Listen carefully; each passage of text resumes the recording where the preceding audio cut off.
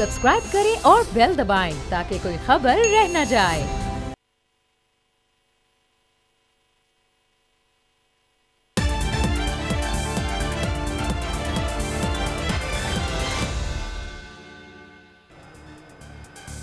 अस्सलाम वालेकुम, मैं नूरुल आरफीन सिद्दीकी और आप देख रहे हैं मेरी जंग डिबेट।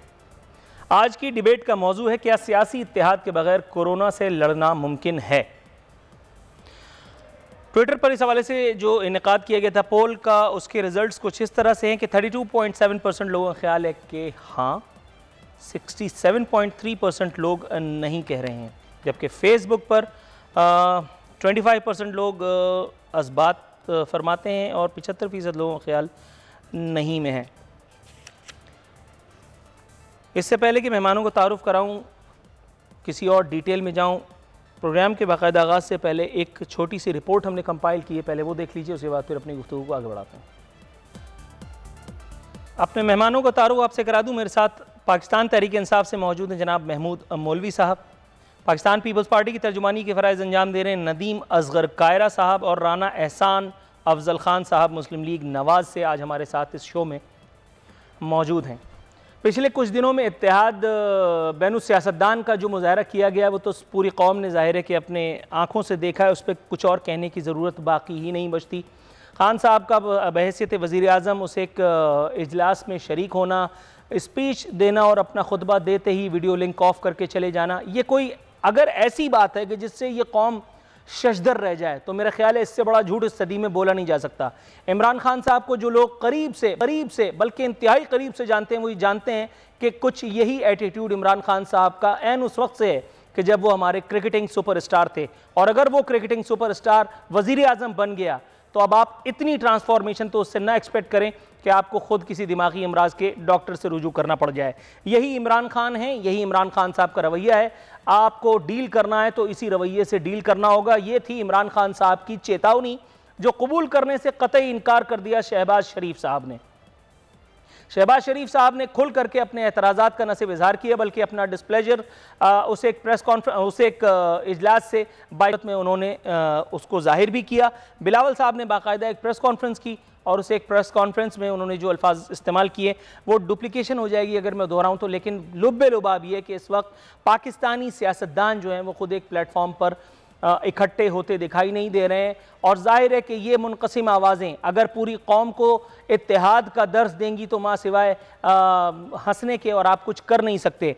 हंसने पे मुझे याद आया कि कुछ और ख़बरें हैं जो सुनाकर आपको हंसाना मकसूद है। वज़ीर आज़म पाकिस्तान ने आज एक मरतबा फिर कुछ सहाफ़ियों को, इन्वर्टेड कॉमास में सहाफ़ियों को, कुछ को बुलाया, उनको एक मरतबा फिर वहाँ की चाय पिलाई और उनको दर्शन दिए। उनसे बातें जो हुई वो आपकी खिदमत में पेश कर देता हूँ। वज़ीर आज़म ने फरमाया, अभी तक तो सब खैर है, कोई गारंटी नहीं, हो सकता है कि 2 हफ्ते बाद केसेस एकदम ज़्यादा हो जाएं, अल्लाह ना करे, लिहाजा कौम को तैयार रहना चाहिए। सिर्फ ये एक फ़िक्रा अपनी याददाश्तों में महफूज रखिए, कौम को तैयार रहना चाहिए। पाकिस्तान में 70-73 सालों में जितने सियासतदान आए हैं, सब ने सिर्फ कौम को तैयार किया है या फिर खुद अपने मामलात सीधे किए हैं।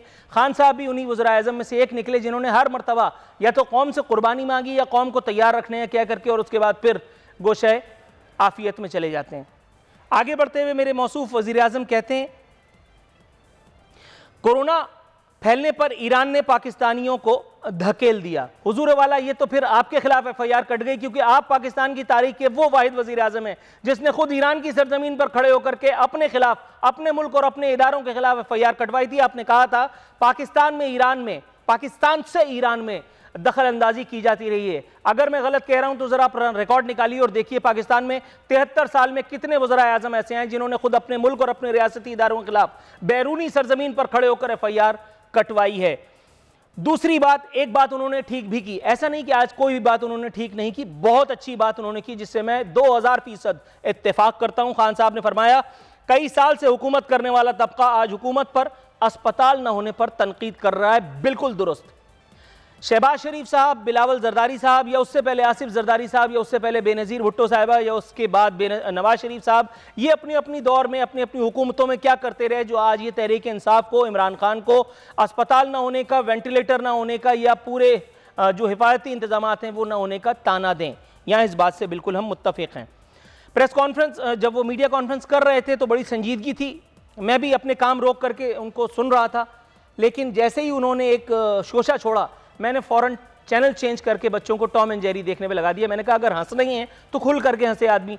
वज़ीर आज़म ने फरमाया कोरोना की जंग में हम कोरोना रिलीफ टाइगर्स के नाम से फोर्स बनाएंगे। अब आप अंदाज़ा लगाइए, इतना serious matter, corona relief tiger का बैज, इमरान खान का झंडा, इमरान खान की कैप जिस आदमी के हाथ में हो, आपके ख्याल में इजराइल अलैहिस्सलाम उसको अपने साथ नहीं ले जाएंगे? यह है हमारे मुल्क के वज़ीर आज़म, हमारे मुल्क की क़यादत की सीरियसनेस का अंदाज़ा कि कोरोना रिलीफ टाइगर्स के नाम से वो जिस आदमी को मैदान में उतार देंगे, चूंकि वो वज़ीर आज़म का परवरदा होगा, वज़ीर आज़म का दस्त शफ़क़त उसके सर पे होगा, उसको मौत नहीं आएगी। और उसका काम भला क्या होगा कि वो काम जो हमारी निकम्मी नाअहल ने ढल्ली अब तक की तमाम हुकूमतें नहीं कर सकी, वो काम वो बेचारे बली के बकरे कोरोना रिलीफ टाइगर्स करेंगे और आवाम को उन इलाकों में जहां लोग कोरोना से, अल्लाह माफ करे मेरे मुंह में खाक, मर रहे होंगे, वो अपनी जान को हथेली में रख करके, क्योंकि ना उनके बाल हैं, ना बच्चे हैं, ना उनको आगे पीछे कोई है, ना उनको दफनाने वाला कोई चाहिए, ना उनको फातिहा की ज़रूरत है, इसलिए वो महज इमरान खान के लब्बैक पर उन इलाकों में जाकर के अपनी ज़िंदगी से खिलवाड़ करेंगे। आगे मेरे मौसूफ वज़ीर आज़म ने वही कहा जो हर वज़ीर आज़म कहता है, नवाज शरीफ ने भी कहा, बेनज़ीर भुट्टो ने भी कहा, आसिफ जरदारी ने भी कहा, और बहुत सारे और वज़ीर आज़म आगे जो आएंगे वो भी इंशाअल्लाह कहते रहेंगे। उन्होंने कहा कि ओवरसीज पाकिस्तानीज अकाउंट में पैसे जमा कराएं। ये बताना वो भूल गए कि जो पिछले वाले वज़ीर आज़म ने पैसे दिए थे वो किधर गए। डैम फंड हमने बहुत जमा कराया था बड़े जोर शोर से, वो डैम वाले किधर गए, वो डैम बनाने वाले किधर गए, अगर डैम नहीं बन रहा तो वो पैसे क्यों नहीं लगा देते। खान साहब ने ये भी नहीं बताया, खान साहब ने ये भी नहीं बताया कि वो जो उन्होंने सोशल मीडिया टीम बनाई है जिसपे करोड़ों रुपए पाकिस्तानी कौम के जाया हो रहे हैं, अगर वो पैसे यहां लगा दिए जाएं तो क्या फायदा ना होगा। खान साहब ये भी बताना भूल गए कि यार तुमने डिस्ट्रैक्ट कर दिया। आगे बढ़ते हैं। मजीद उन्होंने फरमाया कि आवाम को घबराने की ज़रूरत नहीं है। ये तो जाहिर है कि वो बात है कि जो हर दफ़ा वो कहते हैं। मैं जाहिर है महमूद मौलवी साहब पाकिस्तान तहरीक इंसाफ से मेरे पास मौजूद हैं, टाइम मैनेज करते हुए। महमूद ज़ूरवाला, वज़ीर आज़म पाकिस्तान, घबराना नहीं है। और ये जो सारी बातें मैंने की कोरोना रिलीफ टाइगर्स पर, ज़रा बताइए सर, इतने सीरियस मौके पर इस किस्म का शोशा छोड़ना क्यों ज़रूरी ठहरा?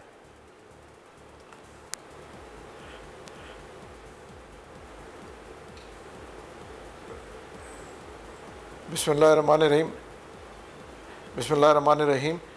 देखिए, अभी जो आपने कहा कि ये जो शोशा छोड़ने की जो आपने बात की, देखिए मैं तो इसको ज़रा पॉजिटिव लूँगा कि देखें किसी को बूस्ट करने के लिए, ठीक है ना, लोगों को मतलब बूस्ट करने के लिए अगर आदमी उनको टाइगर का या कोई चीज़ खिताब दे रहा है, ठीक है ना, वो लोग जो कि इसमें आएंगे वो अपनी जान पे खेल के आएंगे, तो इसमें मेरे ख़्याल से कोई बुराई नहीं है। आप ज़रा इसको सोचें कि देखें अगर एक शख्स कह रहा है कि देखें उनको टाइगर कह रहा है, और हकीकत में तो इसमें आप ठंडे दिमाग से सोचें इसमें बुराई कहाँ है। मतलब देखिए, खुदा न खास्ता वो उनको कोई गलत चीज़ तो नहीं कह, देखिए जो भी लोग आएंगे उसके अंदर वो वाकई में वो जिसको कहते हैं ना बड़ा दिल रख के आएंगे ना, कि आम आदमी तो इसमें नहीं कूदेगा। सर वो क्यों आएंगे? उनको पता है कि उनके मुल्क का वजीर आजम अपनी मचान से नीचे उतरने वाला नहीं। उनको पता है कि उनके इलाके का MNA MPS एक वक्त में मरने के लिए उनके पास नहीं आ रहा। उनको पता है कि इस वक्त मेरे मेहमान मेरे स्टूडियोज में मौजूद नहीं है, सबको अपनी अपनी जानों की पड़ी है। वो पागल हैं सिर्फ इसलिए कि आपने उनको चने की झाड़ पर चढ़ा दिया और आपने उनको टाइगर कह दिया है। वो बेवकूफ हैं कि मरने के लिए आपकी कॉल पर चले आएंगे? जरा मुझे समझाइए हुजूर वाला। नहीं देखें, मैं तो आपको ये भी आवाज़ नहीं, मैं आपको ये भी कहूँगा कि आवाज़ इनकी नहीं आ रही मुझे। सर मैं आपको सुन सकता हूँ, प्लीज गो ऑन। हाँ, अच्छा, मेरा कहना यह है कि देखें ये जो आपका कहना है MNA MPS को बिल्कुल वो ज़मीन पे उतरेंगे, और आज भी हमारी मीटिंग थी गवर्नर हाउस में। मैं आपको बड़े वाज़े तौर पे कराची के हिसाब से बताऊं, MNA MPS सब जो है ज़मीन के ऊपर उतरेंगे। मैं ख़ुद इत्तेफाक से कई जगहों पे गया हूं, हालांकि ना मैं MNA हूं ना MPA हूं, मगर देखिए ये कहना कि MNA MPA अगर घर पे बैठेंगे और हम एक्सपेक्ट करेंगे कि ये जो टाइगर्स जो है ये उतरेंगे, तो ये नामुमकिन है। सर आपको ये बताते हुए बहुत खुशी महसूस कर रहा हूं कि इस वक्त तमाम MNAs और MPS चाहे वो किसी पार्टी से हों, जाहिर है कि इस पे बहुत सारी पार्टीज को एतराज भी होगा, लेकिन सब ने अपना अपना कोना पकड़ लिया है, सुम्मा अल्हम्दुलिल्लाह। और ये कोई अनोखी बात नहीं है। थोड़ा सा तवक्कुफ कीजिएगा, मैं आपकी तरफ आता हूं। नदीम असगर कायरा साहब के पास जाते। नदीम साहब, हुजूर वाला, ये मुझे बताइए, इस वक्त हलीम आदिल शेख साहब का वो जो साउंड बाइट चला जिसमें उन्होंने कहा कि सिंध में सरकारी सतह पर इमदादी सामान तकसीम नहीं किया गया। कल कुछ लोगों ने मार्केटिंग की कोशिश की, एक हुकूमत ने दूसरे हुकूमत को इमदाद दी थी, ये सूबे सिंध को दी जाने वाली इमदाद नहीं थी। हुजूर वाला, सपोज ये सूबे सिंध को दी जाने वाली इमदाद ही थी, सर एतराज क्यों है? सिर्फ इसलिए कि ये काम पीपल्स पार्टी और मुराद अली शाह कर रहा है? एतराज सिर्फ इसलिए कि 2 लाख मास्क सिंध में रख लिए गए और बाकी पूरे पाकिस्तान में डिस्ट्रीब्यूट करने के लिए दे दिए गए? ये हुब्बे अली है या बुग़्ज़े मुआविया? सिद्दीकी साहब, पहली बात यह है कि बाहर से इमदाद आई है और सिंध उसके स्टेप्स जो सिंध ने उठाए हैं वो पूरी कौम के सामने है, पूरी दुनिया देख रही है कि उन्होंने फर्स्ट डे ही कह दिया था कि हमें लॉकडाउन करना चाहिए, ये कोरोना वायरस जो है तफ्तान से आ रहा है। तफ्तान की अभी बात करूंगा तो वो सियासी हो जाएगी, लेकिन आपने बहुत सारे पॉइंट्स उठाए हैं जो आपने अपना स्टार्ट दिया। आपने कहा कि हॉस्पिटल कौन से बनाए हैं। देखें, आप तो दिल के बनी है, खैरपुर में बनी है, कराची में है, इसी तरह लीवर हॉस्पिटल बना, ट्रॉमा सेंटर बना। फिर उसके साथ आप अगर पीपल्स पार्टी को इसी बात पर दोष देते रहेंगे तो वो आपकी मर्जी है, लेकिन 5 साल में पीटीआई की गवर्नमेंट रही है केपीके में, अब 2 साल उनको मजीद हो गए, इनके हो गए 7 साल। इसमें 7 सालों में एक भी हॉस्पिटल उन्होंने नहीं बनाया। लेकिन उसके बावजूद बदकिस्मती यह है कि पाकिस्तान पीपल्स पार्टी के ऊपर इल्जाम लगाना बहुत इजी है कि लोग क्यों समझते हैं कि पीपल्स पार्टी के ऊपर इल्जाम लगा। 9 हॉस्पिटलों की कोई बात नहीं कर रहा। आज जो इक़दाम सिंध गवर्नमेंट ने उठाए हैं, बिलावल भुट्टो साहब के विजन के साथ उठाए हैं, बात आज नजर आ गई है, लेकिन हमारे हॉस्पिटलों का आज तक जिक्र नहीं। लेकिन 7 सालों में केपीके में कोई गवर्नमेंट अनफॉर्चुनेटली सिंध के अस्पतालों की हालत इज़ार की अगर हम बात करें तो 9 अस्पतालों का नाम गिनवा करके आप भी बेल पे तो नहीं जा सकते। हुजूर वाला, ये मुझे बताइए, जब भी अस्पतालों की बात की जाती है नहीं, सिंध में सिर्फ कार्डियो अस्पताल का नाम लेकर के और बच के निकल जाते हैं। हुजूर वाला, मतलब क्या सिंध में सिर्फ लोगों को दिल के अमराज लाते और वेंटिलेटर्स, बाकी सहूलियात, यहाँ किसी को किसी चीज की जरूरत नहीं?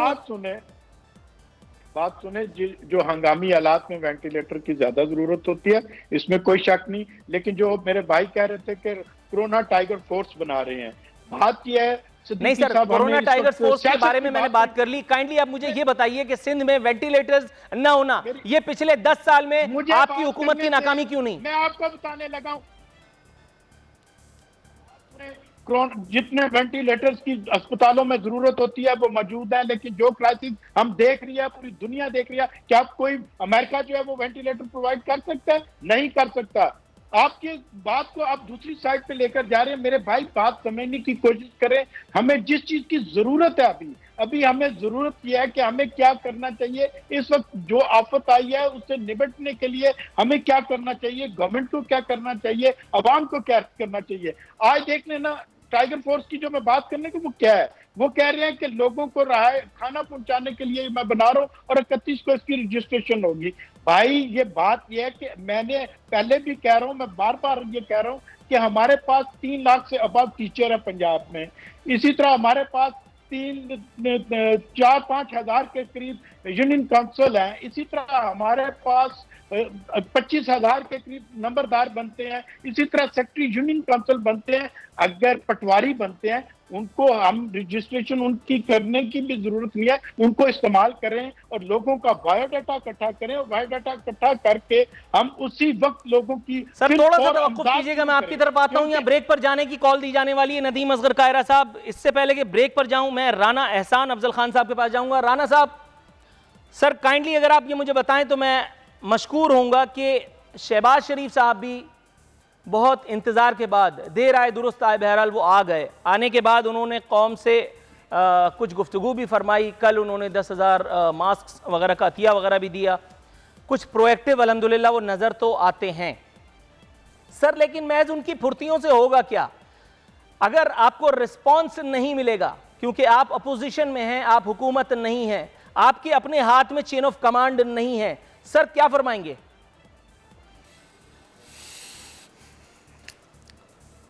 आरफीन साहब, आज मैं इमरान खान साहब की प्रेस कॉन्फ्रेंस सुन रहा था और उसमें मुझे जो आदमी नज़र आ रहा था वो नहायत ही एरोगेंट और ईगोइस्टिक नज़र आ रहा था। वो फरमा रहा था कि बाकी जो मुल्क हैं, अमेरिका हो गया, यूके हो गया, उनके पास इतना कुछ है, हमारे पास कुछ नहीं। बंदा उनसे पूछे कि अभी तुमने कौम को कॉन्फिडेंस देना है, इलेक्शन तुमने पाकिस्तान में लड़ा था या अमेरिका में जाके लड़ा था? 3 दिनों से हमें ये कंपैरिजन सुनाई जा रहा है कि हमारे पास कुछ नहीं है, ना वेंटिलेटर है, ना बंदे हैं, ना टेस्ट किट्स हैं, ना कोई और चीज़ें हैं। फिर उसके बाद ये अपनी बुग़्ज़ के साथ लेके इसने अपोजिशन को जो है गाली गलौज शुरू कर दी, करप्शन की दास्तान शुरू कर दी। और जिस तरह मेरे पीपल्स पार्टी के भाई ने कहा, मेरे पास तो आरफीन साहब यहाँ फहरिस्त है 50 हस्पतालों की जो हमने बनाए पिछले 5 से 10 सालों के अंदर। आप इनसे पूछें इन्होंने 7 सालों में केपीके में कितने अस्पताल बनाए। मैं फैसलाबाद से अभी लाइव बोल रहा हूँ, फैसलाबाद खाली के अंदर हमने 4 नए अस्पताल बनाए।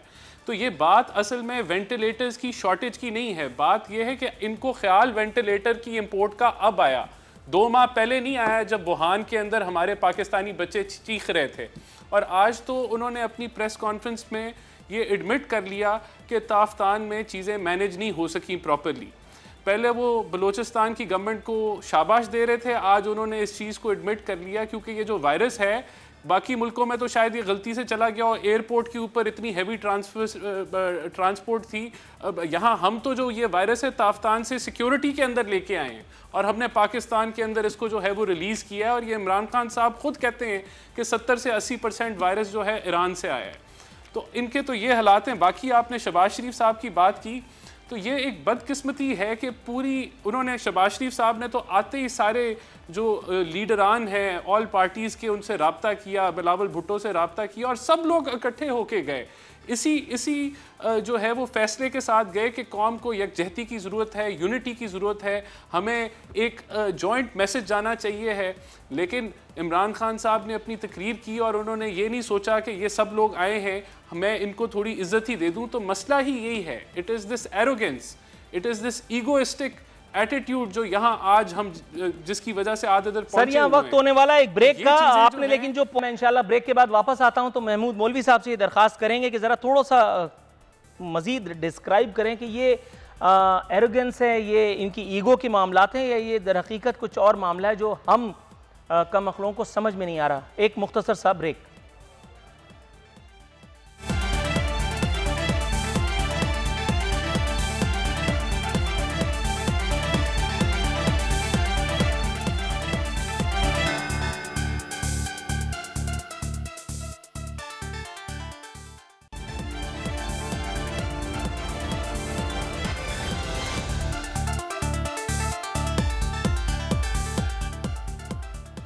वेलकम बैक नाजरीन, बदस्तूर हमारे मेहमान हमारे साथ मौजूद हैं। महमूद मौलवी साहब, ब्रेक पर जाने से पहले बात हो रही थी खान साहब की उस बॉडी लैंग्वेज की, उस एटीट्यूड की जिसका रोना इस वक्त पाकिस्तानी अपोजिशन रो रही है। हुजूर वाला शहबाज शरीफ साहब की शिकायत आपने सुन ली, बिलावल साहब की प्रेस कॉन्फ्रेंस आपने ज़रूर सुनी होगी।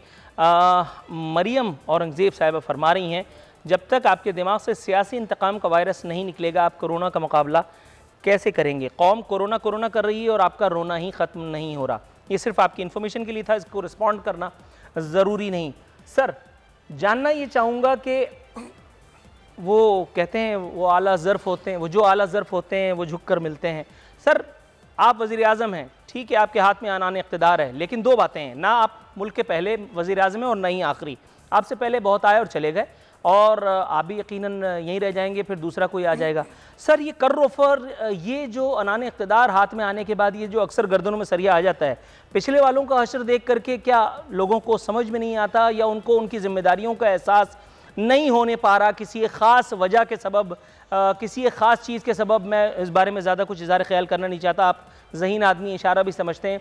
हुजूर वाला रिस्पॉन्सिबिलिटी का एहसास क्यों नहीं हो पा रहा हमारी हुकूमत को? खान साहब की बॉडी लैंग्वेज क्यों इतनी नेगेटिव है, जिसके बारे में मुल्क के मुतादिद कॉलम निगार, तज्जियाकार अपने प्रोग्रामों में, अपने कॉलम्स में इज़हार ख्याल भी कर चुके हैं, मैंने उनको अपने प्रोग्राम का हिस्सा भी बनाया है।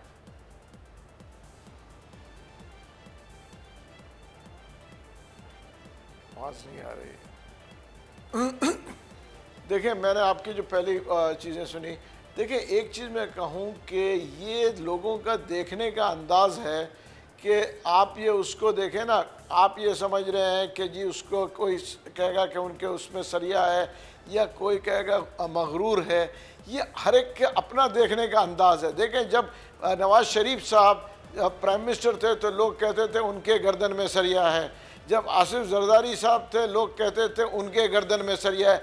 मुझे वो कौन सा प्राइम मिनिस्टर या प्रेसिडेंट गुजरा है जिसको लोग ये नहीं कहते थे कि उनके गर्दन में सरिया। सर, पार्लिमानी इजलास में वजीर आजम का अचानक खिताब दे करके और वीडियो लिंक ऑफ करके उठ जाना, आप इसको कैसे देखते हैं, जरा बताइएगा, मैं किस तरह से इसको पॉजिटिव लूं?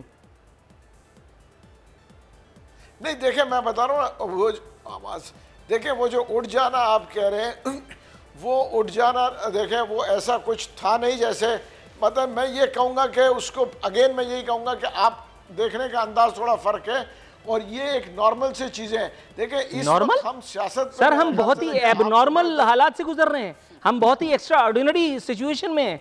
उस एक वक्त में कि जब यूनिटी की जरूरत है, जब हमारे सियासतदान और खुद हेड ऑफ द स्टेट अगर इस तरह की हरकत करेगा, तो आपके ख्याल में आप क्या सिग्नल्स दे रहे हैं पूरी कौम को?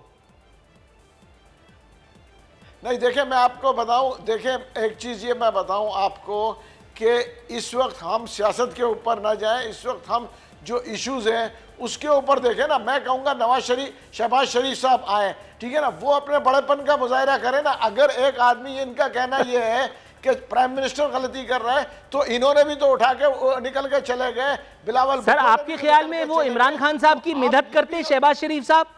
आपके ख्याल में वो खाली जो वो तस्वीर उनका मुंह चढ़ा रही थी, खाली स्क्रीन, वो उसकी बलाएं लेते, बिलावल साहब उसकी नजर उतारते, सदका देते उसका? क्या मतलब क्या एक्सपेक्ट कर रहे थे आप, टू बी वेरी ऑनेस्ट? ना ना ना ना ना नहीं नहीं नहीं नहीं ना सदका देने की जरूरत है, ना उसको चढ़ाने की जरूरत है। देखें एक चीज मैं आपको बता दूं, हम इस वक्त नेगेटिव चीजों के ऊपर ज्यादा आ रहे हैं, पॉजिटिव सोचना चाहिए।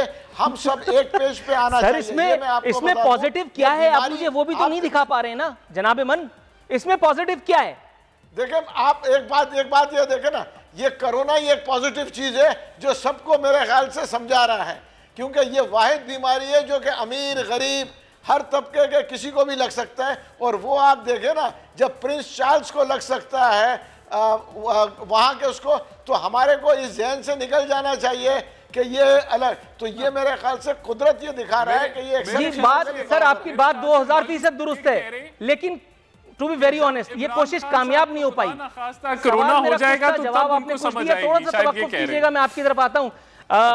नदीम असगर कायरा साहब के पास जाते हैं। नदीम साहब, सर ये मुझे बताइएगा, मेडिकल अमले को हेल्थ रिस्क अलाउंस देने का ऐलान फरमाया है वजीर आजम ने, देर आए दुरुस्त आए, लेकिन सर इस वक्त तक तो बहुत देर हो चुकी है। मतलब वो डॉक्टर्स, वो पैरामेडिक अमला जो अब तक हुकूमती गफलत का रोना रो रहा है, जिसके पास अब तक हिफायती सामान कुछ नहीं है, हुजूर वाला, वो उसको सिर्फ ये कह देना कि आप इस जंग में हमारे फ्रंट लाइन खिलाड़ी हैं।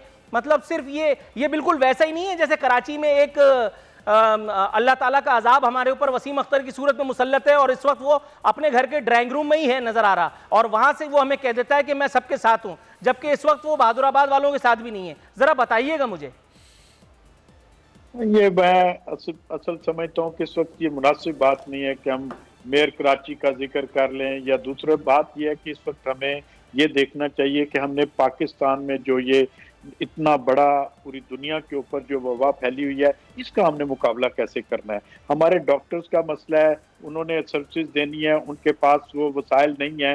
उसके साथ साथ जो हमारी कौम को जो वसाइल आ रहे हैं लॉकडाउन की वजह से, खुराक का बहुत बड़ा मसला आ रहा है। आप देखें कि आज आटा जो है वो पूरी मार्केट से गायब है, और उसमें आप ये देखें कि जैसे आप क्योंकि बार बार कह रहे हैं, आज उनकी प्रेस कॉन्फ्रेंस में उनके साथ 3 लोग बैठे हुए थे, एक वो नाहल वजीर खजाना साहब का, एक उनके साथ बैठे हुए थे जिनके ऊपर चीनी और आटे का इल्जामात हैं, एक उनके साथ बैठे हुए थे जिनके ऊपर मास्क चोरी का स्मगलिंग का इल्जामात हैं।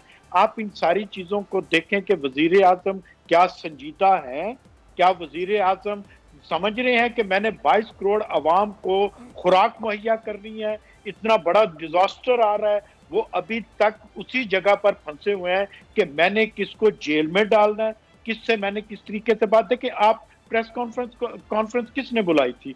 गवर्नमेंट ने बुलाई थी। जब गवर्नमेंट ने प्रेस कॉन्फ्रेंस बुलाई है, उसमें आपने लोगों को दावत दी है। जब आपने लोगों को दावत दी है तो आपके ऊपर एक इखलाकी फर्ज बनता है कि आपने उनको दावत दी, आपने उनको सुनना भी है, और उनके सुनने के बाद उनको जवाबात भी देने हैं। ये इससे बड़ी गैर इखलाकी हरकत क्या हो सकती है? इस वक्त जिस वक्त हमें यूनिटी की जरूरत है, जिस वक्त मैं समझता हूँ कि आज मुझे गवर्नमेंट के खिलाफ कोई बात होगी तो नहीं करनी चाहिए। मेरे मुल्क को इस वक्त इस चीज की जरूरत है कि हम सारे इकट्ठे होकर इस वबा से बाहर निकल सकें, इस बुरान से बाहर निकल सकें। तो वजीर आजम करे और स्पीच करने के बाद बगैर इसके कि मैं मसरूफ हूँ, मैं आप लोगों से माजरत चाहता हूँ, आपकी बड़ी मेहरबानी है, आप इस कॉन्फ्रेंस में तशरीफ लाए हैं। और राना एहसान साहब सर ये मुझे बताइएगा, नदीम साहब थोड़ा तवक्कुफ, राना एहसान साहब सर ये मुझे बताइएगा, ओवरसीज पाकिस्तानी से एक मरतबा फिर ताउन मांगा है मेरे वजीर आजम ने। सर ये मुझे बताइए, ओवरसीज पाकिस्तानी वो बली का बगला है जिनको हर हुकूमत ने अपने अपने तौर पर प्रॉपर निचोड़ा है। सर मुझे याद आया वो कर्ज उतारो मुल्क संवारो मुहिम भी आई थी, वो येलो कैब स्कीम भी आई थी, कहां गए वो सारे पैसे, किसके घर में हैं? अब ये नए पैसे जो आएंगे ये किस भरोसे पे दे देंगे वो? मैं समझता हूं कि हुकूमत जो है वो खास तौर पे आज का दिन जिस दिन जो डॉलर है वो 169.5 पे चला गया, हुकूमत की जो माइशती पॉलिसी है वो बहुत बुरे तरीके से एक्सपोज हुई है। जिस पॉलिसी पे स्टेट बैंक ऑफ पाकिस्तान और हफीज शेख साहब कह रहे थे कि हमने बहुत बफर्स लगा लिए। सर अनफॉर्चुनेटली सवाल का पहला हिस्सा ये था कि कर्ज उतारो मुल्क संवारो मुहिम का पैसा, येलो कैब स्कीम का पैसा कहां गया? सर मैं उसी तरफ ही आ रहा हूं। ये फंड इसलिए बनाया जा रहा है क्योंकि डॉलर को मुस्तहकम रखना है, लेकिन मैं आपको यही बता रहा हूं कि ये जो मसनूई मेकअप इन्होंने मईशत पे किया हुआ था वो उतर गया है आज, और ये हुकूमत कहीं नजर ही नहीं आ रही कि डॉलर ने 15 रुपए की जंप लगाई है। ये कोई छोटी बात नहीं है, ये उतना ही बड़ा क्राइसिस है। पहले अभी तो हम पिछली डिवैल्यूएशन को भुगत रहे हैं, अभी मईशत उससे नहीं निकली और अल्लाह ताला ने ये कोरोना का अजाब नाजल हो गया, और अब ये 15 रुपए डॉलर छलांग मारेगा अगर जो है वो हर रोज या हर दूसरे तीसरे दिन 5-6 दिनों के अंदर इतनी डॉलर ने फ्लक्चुएशन की। हुकूमत किधर रिस्पॉन्सिबिलिटी? अब ये कह रहे हैं कि ये फंड बना देंगे और फंड में ओवरसीज पाकिस्तानी पैसे इकट्ठे करेंगे, तो वही बात आ गई कि वो डैम फंड भी तो बना था, उसका क्या हुआ?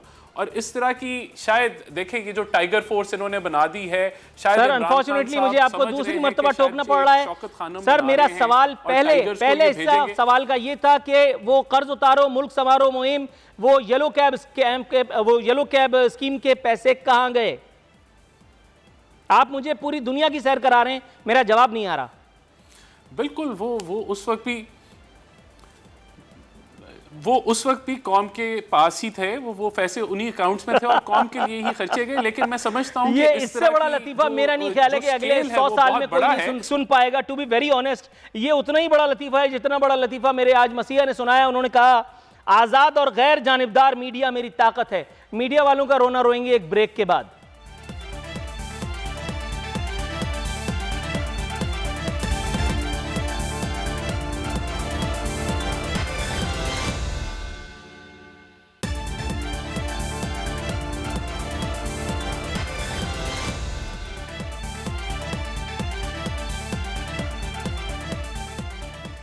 वेलकम बैक नाज़रीन, शो की इख्तितामी लम्हात आन पहुँचे। महमूद मौलवी साहब, मीडिया वर्कर्स को भी फ्रंट लाइन पर बताया है मेरे मसीहा ने, फरमा रहे हैं कि आज़ाद और गैर जानिबदार मीडिया मेरी ताकत है। हुजूर वाला, ये ताकतवर मीडिया जब परसों चांदमारी कर रहा था तो क्यों आपको हर बाउंसर को डक करना पड़ रहा था? क्यों आप हर बॉल पर बैठ जा रहे थे? वो सवाल जो जुल्फी बुखारी से मुताल्लिक था आपने सुना अनसुना कर दिया।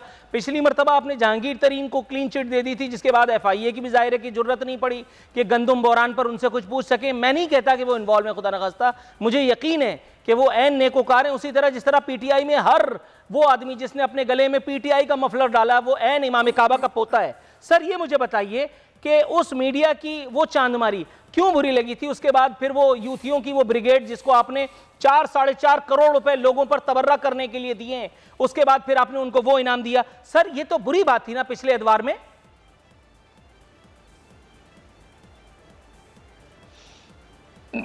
आवाज सर मुझे आवाज नहीं आ रही है भाईजान, सॉरी आवाज नहीं आ रही थी। हेलो जी, अब आप मुझे सुन सकते हैं? सिद्दीकी साहब आप मेरे साथ बात कर। हाँ जी आप जी गुड बोले जी। सर मैं दोबारा दोहराऊंगा सर, कोई ऐसा मसला नहीं है। ये मुझे बताइए, मसीहा ने बताया कि आजाद और गैर जानिबदार मीडिया उनकी ताकत है। ये आजाद मीडिया जब उन पर चांदमारी कर रहा था कल, तो उस वक्त उस आज़ाद मीडिया की चांदमारी को उन्होंने क्यों चुप करके नहीं सहा, उसका जवाब क्यों नहीं दिया? जुल्फी बुखारी से मुताल्लिक सवाल को वो चुप करके क्यों पी गए? जहांगीर तरीन के खिलाफ उन्होंने एक बात भी नहीं की, बल्कि उसको क्लीन चिट दे दी। FIA की जुर्रत नहीं हुई कि जहांगीर तरीन से बुला करके कोई सवाल पूछे।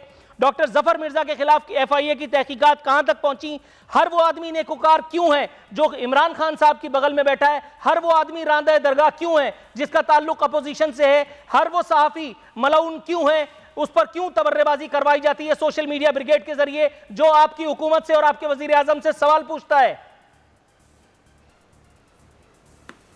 देखें, एक बात मैं आपको बताऊं, देखें जो आप मीडिया की बात कर रहे हैं, कल मीडिया ने जितने भी मेरे ख्याल से तनकीद की या जो जिस हिसाब से बाउंसर दे रहे थे, उसके बावजूद आप देखें कि उन्होंने बड़े सब्र और तहम्मुल से सुना और एक एक चीज़ का जवाब दिया। और जहाँ तक आप कह रहे हैं कि वो जो फूड की जो इंक्वायरी है, जो फूड और चीनी की हुई थी, जुल्फी बुखारी के पहले जुल्फी बुखारी का नाम लिया मैंने, आप भूल गए, ये जानबूझ के उस तरफ नहीं जाना चाहते। जुल्फी बुखारी नहीं, कोरोना इंपोर्ट। देखिए जुल्फी बुखारी का जवाब क्यों नहीं दिया, तो इसका मैं इस वक्त जवाब नहीं दे सकता हूं, क्योंकि मैं सर आप पर क्या मौकूफ है? मेरे प्रोग्राम में जितने आते हैं वो सब हैंड्स अप करके भाग जाते हैं, आप क्या बोलिए? नहीं, हैंड ब्रेक ने, मैं तो जब नहीं दे सकता हूं तो मैं आपको खामखा में कोई चीज कहूं तो वो गलत होगा।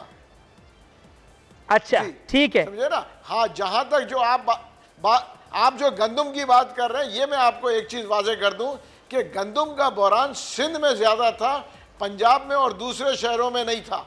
ये मैं आपको बड़े वाजे तौर पे कह दूं, और उसकी इंक्वायरी बिल्कुल चल रही है कि गंदम का बहरान क्यों हुआ, और उसके रिजल्ट्स आपके सामने जरूर आएंगे। सर वो BRT वाले के रिजल्ट्स आ गए हमारे सामने,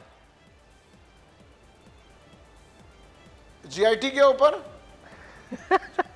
सर वो BRT वाले मामले के रिजल्ट्स आ गए कौम के सामने? वो फॉरेन फंडिंग केस चला लिया आपने? यहां तो केस टेकअप होता है और आप अदालत दौड़ जाते हैं कि अल्लाह का वास्ता हमारी जान छुड़ाओ। मैं नहीं कहता कि कुछ उसमें गड़बड़ है, लेकिन आपकी हरकतें शक में डाल रही हैं सर। नहीं, देखें, एक चीज मैं आपको बता दूं कि जितने रिपोर्ट्स की जो है ना, जो हुए हैं, वो सब के सब आएंगे, और कोई भी चीज मेरे ख्याल से देखें, मैं तो ये भी कहूंगा कि पुराने GITs जो हैं वो भी आने चाहिए ना। चाहिए तो बहुत कुछ, चाहिए तो बहुत कुछ जनाब अमन, वो कहाँ रहा है? अच्छा थोड़ा सा तवक्कुफ कीजिएगा, मैं आपकी तरफ आता हूं। नदीम असगर कायरा साहब, नदीम असगर कायरा साहब, सर ये मुझे बताइएगा, आप मुझे सुन सकते हैं? पहले ये बताइए, वरना मैं 2 मिनट तक तकरीर बिलावजा करूं। राना एहसान साहब, सर ये मुझे बताइए, वाइंड अप करना है मुझे, किस तरह से कोरोना वाले मामले को निपटता देख रहे हैं आप? खान साहब में फ्लेक्सिबिलिटी आती दिखाई नहीं दे रही बज़ाहिर। शहबाज शरीफ साहब जो है, उनकी लैंग्वेज भी ज़रा तल्ख होती जा रही है। वो कह रहे हैं कौम मरती है तो मर जाए, इमरान नियाजी को अपनी इंतकाम की प्यास बुझानी है। सर ये तो मामला धर्म भरम है, कौन निकालेगा? मसीहा तो खुद लड़ने में लगे हुए हैं।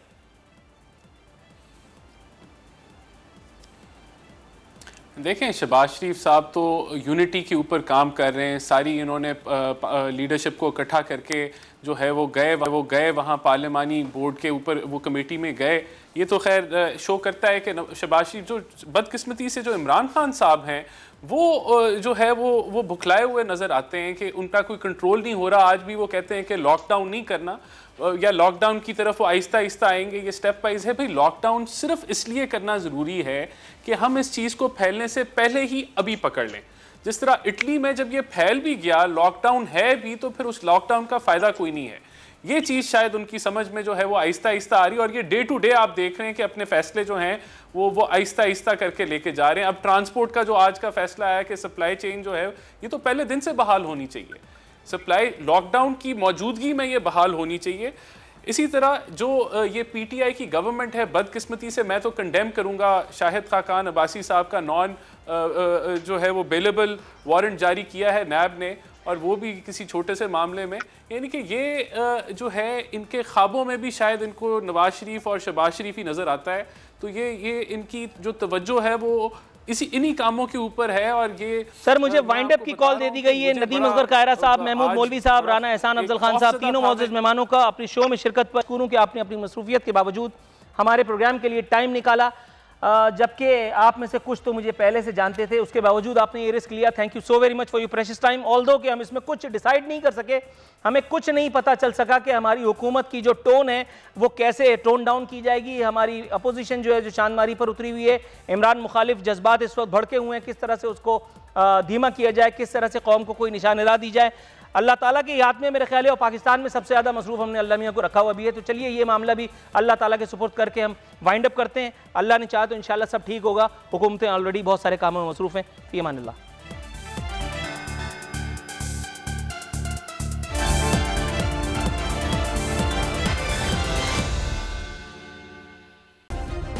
सब्सक्राइब करें और बेल दबाएं ताकि कोई खबर रह न जाए।